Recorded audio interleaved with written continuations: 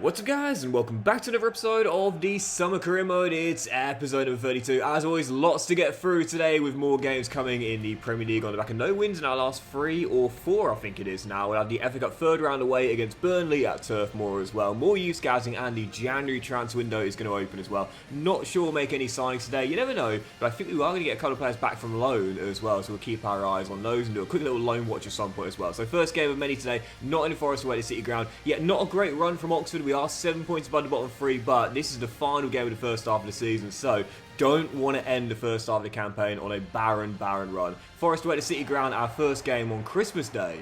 Come on, use. A couple of ex-Liverpool players in this Nottingham Forest team as well. You've got Darwin Nunez leading the line. Gravenberg, who of course scored last night. By the way, what a game as well, as Nunez could have opened the scoring head on me for a good block by Malik. What a game last night. A real advert for the Premier League, that. Obviously is oh Jamie, you gotta stop that one, son. That's right at ya. It was a feisty atmosphere pre-game, not just because of the Isaac side, but these clubs have got great history as well. Don't make me go full Martin Tyler. Collymore closing in. But yeah, we knew it was going to be a brilliant game. It was the one we were waiting for all weekend, and it did not disappoint at all.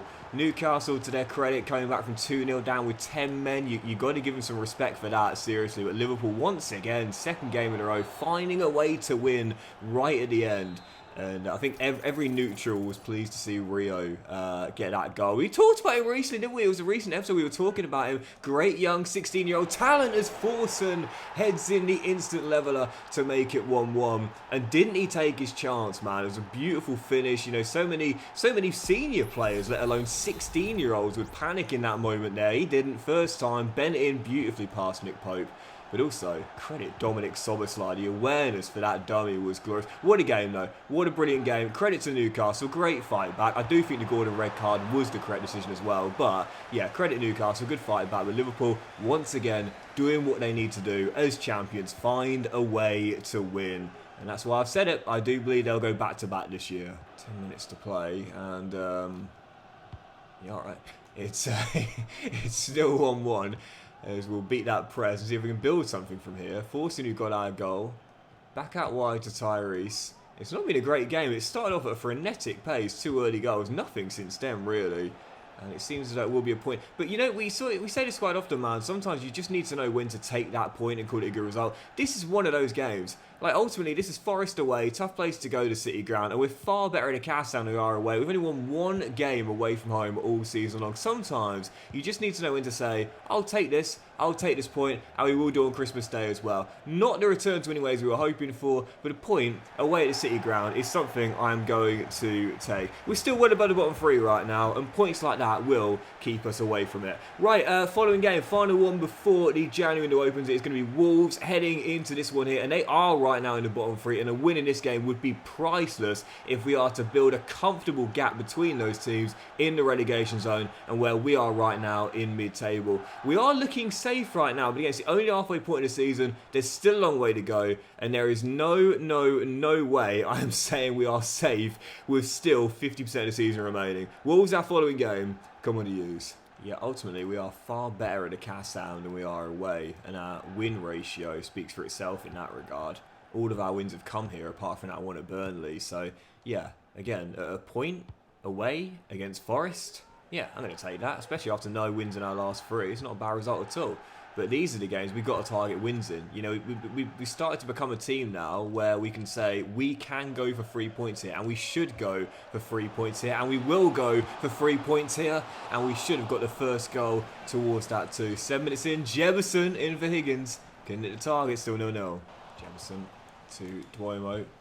And Harris just about keeps the ball in play for us. Low finds Duomo. Quick 1-2. Teddy's got a bit of space. He can strike him. Good save. And cleared by Wolves. Half an hour in. Still 0-0. But the away side just penned, really. Struggling to...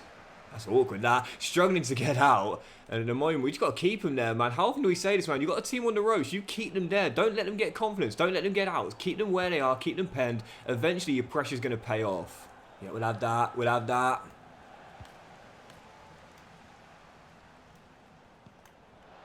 Great hold up by Teddy. And there it is. There it is. The pressure will pay off, man. If you've got a team on the ropes, you keep them where they are. Luke Harris makes it 1. Oxford deservedly lead. Well, that game did not go how I thought it would. Once we finally broke through, I thought the floodgates were going to open and we were going to put 3 or 4 past Wolves in the end. Just had to hold on to a 1-0 scoreline. But we do. Back to anyways. Once again, proving we are far stronger at the Cassown and taking another 3 points on our road to Premier League survival. Great way to end the calendar year. Right, January is here. 3 more youth scouting updates. Let's see what we got. We're from Nepal and Australia. I'm going to keep on scouting these 4 players here. But for Jesse Lord, I really want to touch on this as well. This is why sometimes you'll see one of the players I'm scouting and think, oh, Doxy, why don't you put him in your academy, son? He looks incredible. Well, this is what I mean. Gave it a few more months and Jesse Lord has gone from being like one of the best talents we could possibly ever find to now pretty mediocre. That's why you want to give it as much time as possible when doing your youth scouting, man. Be as selective as possible. And from Serbia, I think I will give Nezovic a scholarship because he now will probably have the potential to be special. Looks absolutely incredible, man. Seriously, whilst we do already have one decent player from Serbia, when there's a talent like that, it's hard not to put him in the academy considering how high his potential is going to be. But seriously, man, our youth team right now is looking incredible. And as January is here as well, I am going to promote a couple of the youngsters too. Nezovic will get a scholarship, so I can loan him out. He's 17. As I said before, when a player is 17 in the academy, it's best to give them scholarships and then get them loaned out as well, because otherwise you run the risk of them asking for a pro deal at the end of the season. If you have to give them one, they'll lose their potential for the following year. Still, the academy right now looking incredible. I thought one of our players was coming back from loan in January, but evidently I was wrong. But for the loan watch right now, this is the main guy, Butkus, now up by 10. He's had that overall spike you sometimes get. Keep your eyes on this man. When he is back for next season or the following one, he is getting thrown right in the first team as perhaps the next big thing out of the Oxford Academy. Simon's up 8, Samuelson's up 7, Warner's finally started to grow as well. But yeah, that's the best one in the bunch right there. That Lithuanian winger looking absolutely incredible. And where was that young lad I just promoted? Where is he? Nezovic, there he is. Exciting. Wow, I thought it was going to be potentially special. But okay, fair enough. I'm not going to say no to exciting prospect. Let's get him loaned out. Right, following game. Burnley away, FA Cup 3rd round. Last season we got to the quarterfinals and I bottled a place at Wembley in 10 minutes. We were leading Brighton and I threw it away to lose 3-2. This season I would love our first Wembley appearance of the save. Of course the Premier League our sole focus, but I'm going to give the Cup a good run this season and see how far we can go. Let's get through the first round we enter. Burnley away at Turf Moor in the last 64.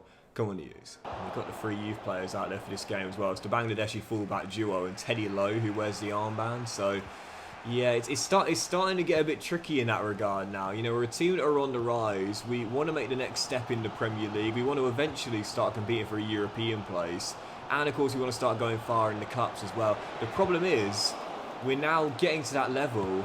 And yeah, as Conrad could say there, the youth players aren't quite at that level, and now we've got to start integrating more and more into the team. So for next season, we'll need 5 minimum in every single league game and 4 in the Cup. So yeah, it's starting to get a bit challenging now. In Season 1 and Season 2, it wasn't a big deal playing lowly rated players because we were a championship team. But now, we're looking to make ourselves an established Premier League team and a club as a threat in the Cups as well. But playing lowly rated youth players is not going to help. There's 20 minutes to go, and I'm bringing on the reinforcements here as well, because this game is not over.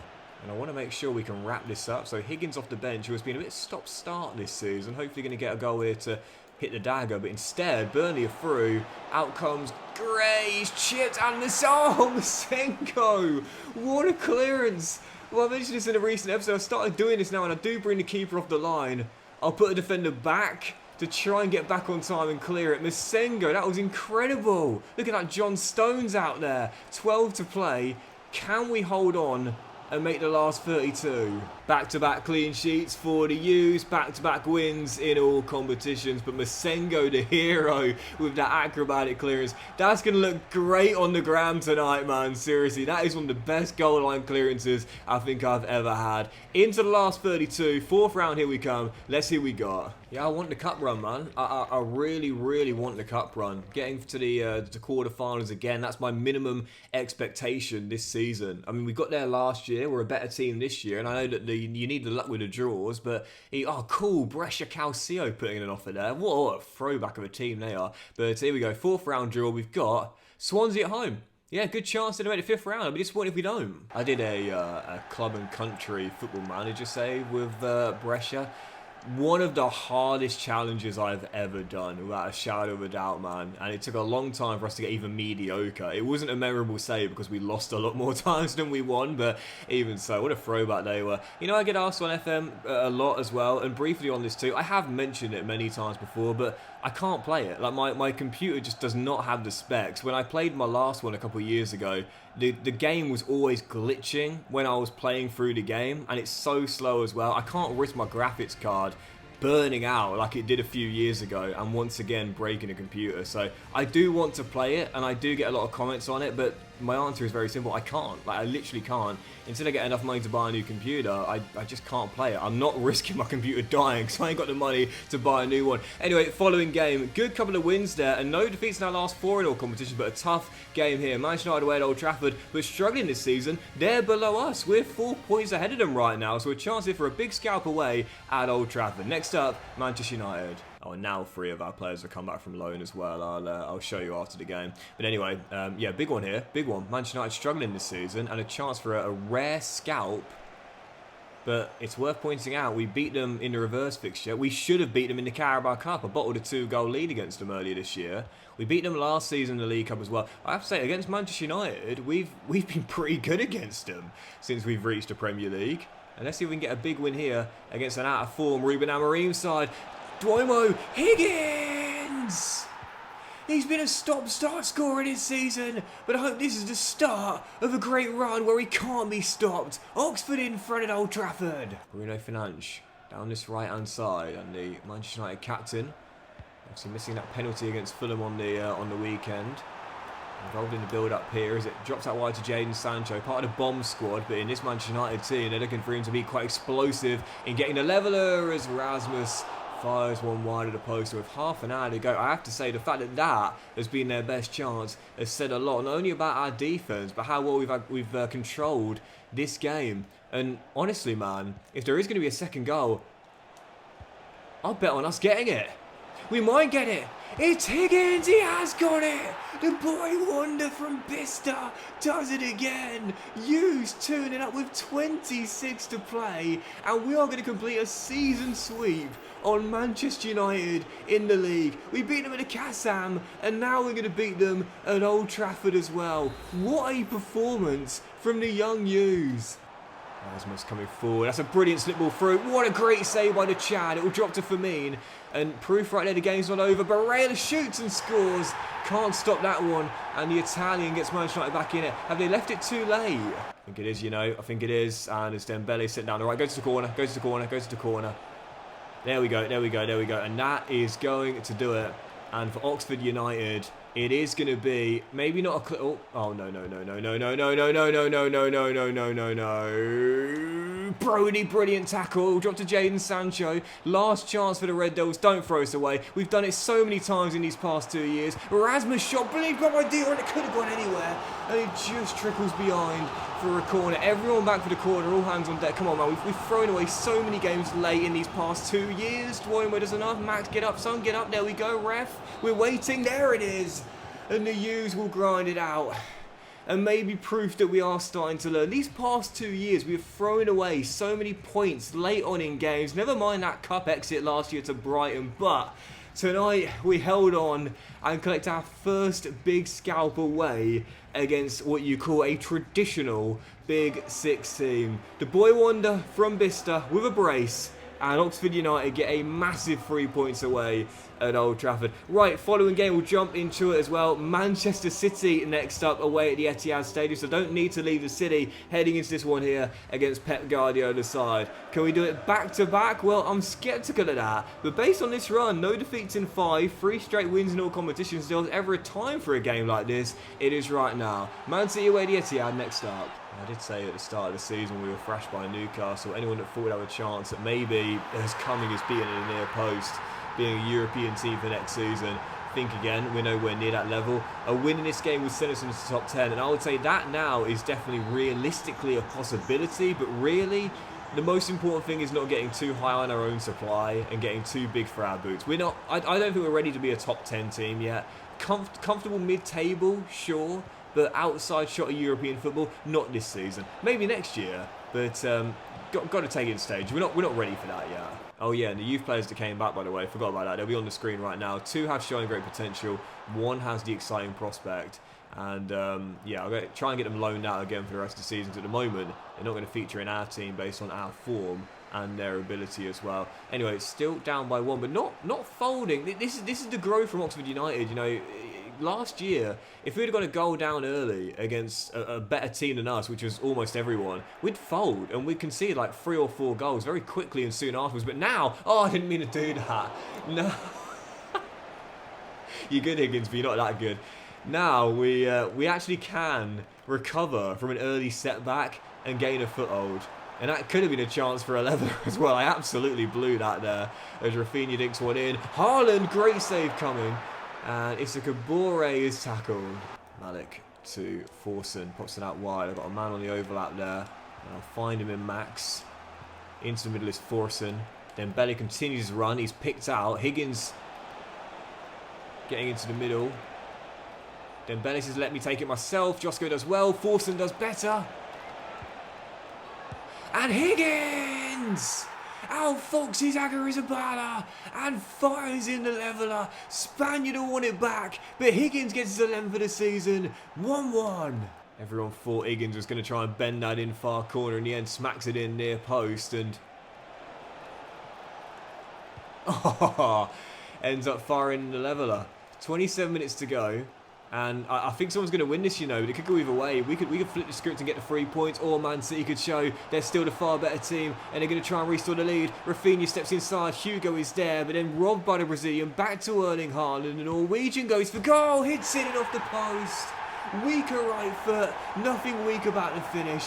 2-1, Host back in front. What a finish that is. Had to take off Higgins as well, down to 5% fitness. And that's silly.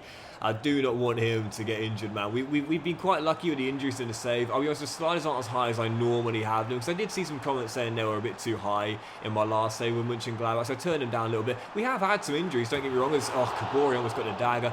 Vettelson was, of course, down for 4 weeks early this season, and we do get the occasional knock as well, but I might increase them slightly for the following year, just so we get a couple more during the season, especially as we go on. Anyway, Vitinha finds Haaland, and the hosts are going to wrap this up here. Erling's so hard to stop, as he always is. Back heels through. Perone, easy finish.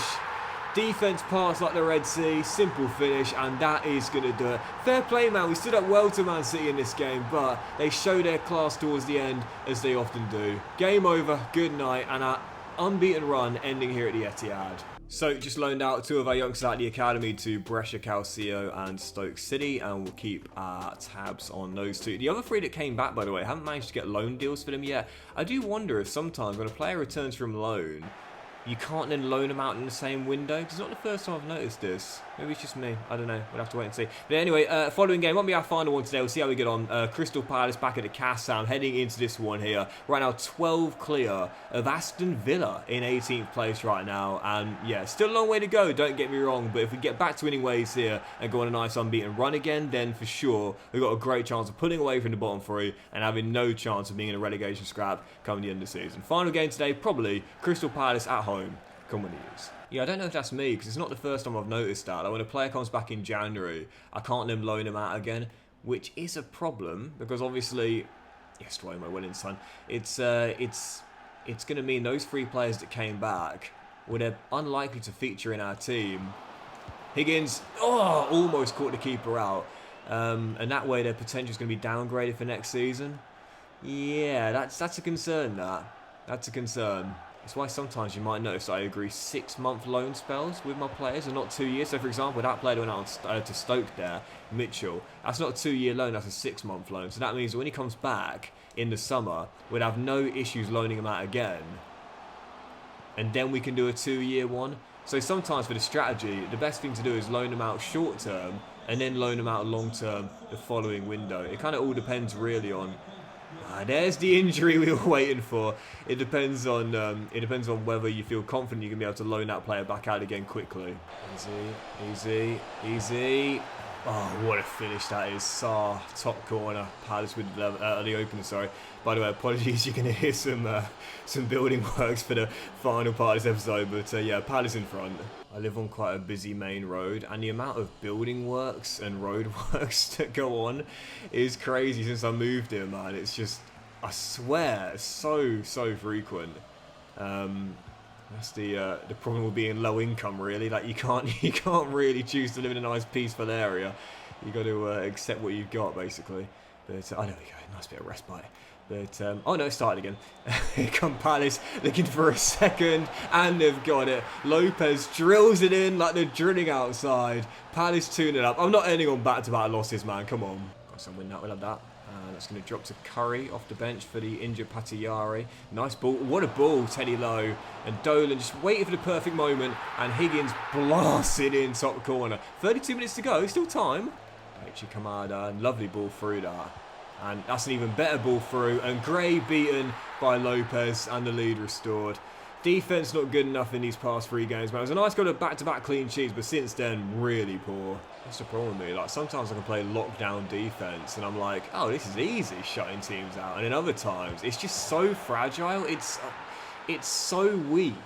It's like every time an opposition player comes forward, I think, goal. It's going to happen, man. I ain't going to shut them out. It's a mentality thing. It's a skill issue as well. Like, when you think you're going to concede, you're more likely to concede, if that makes sense. Anyway, 4-1, and we have been spanked by Palace. What was this about us being far better to Kassam? Obviously not in this game here against Oliver Glasner's side. Yeah, we'll do one more game heading into this one here, and quite a big one as well, to be fair, on the back of back-to-back losses, not wanting to get dragged down into the bottom 3. Well, in this game, against this team, who have struggled, this is a match we cannot afford to lose for the 3rd game in a row. Otherwise, we will be getting dragged down towards the bottom of the table. Final game today, Aston Villa. Come on, the U's. Got to respond here. Big game to end on. I mean, that Patayari injury being 3 months away, that's huge. Because he's a regular starter in this team.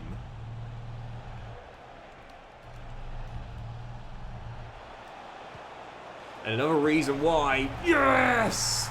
We need some youth players to start kicking on with their development as well. Because Higgins is always going to start. Lowe's always going to start. But we need a couple more that are going to have the ability to handle their own in the Premier League. I don't need playing players in the mid-60s at this level. They'll get exposed. But Higgins ain't getting exposed. He's exposing defence weaknesses. 1-0, U's in front. He's on fire right now. And Villa have got an instant leveller. Watkins, far corner, 1-1. Milinkovic-Savic through the gap. Daniel Malen finds Malera. Oh, it's a wonderful turn. Oh, with 16 to go. Villa know how priceless a win could be against a side that they'll be battling for survival with. Curry gets in trouble. 3 straight losses to end the episode. Not what we could afford. And proof right here. We are far from safe this season. Well, I didn't want to end on back-to-back losses, and I certainly didn't want to have 3 straight defeats to close the episode out. But that is what's happened, and proof right here that despite a brilliant win at Old Trafford and a nice mini run, we are far from safe in the Premier League, and we might be facing an all-time collapse of epic proportions. But that'll do it for today's episode of the Summer Career, guys. Big favour, wish you enjoyed it. If you have done, please do drop a like. Myself to you all, have a fantastic day. I will return in the next one with the FA Cup 4th round against Swansea and more big games in the Premier League. Right out of nowhere, we've gone from being on the fringes of a top 10 place to being dragged into a relegation scrap. Have a great day, guys. Much love, and I'll see you for the next episode very soon.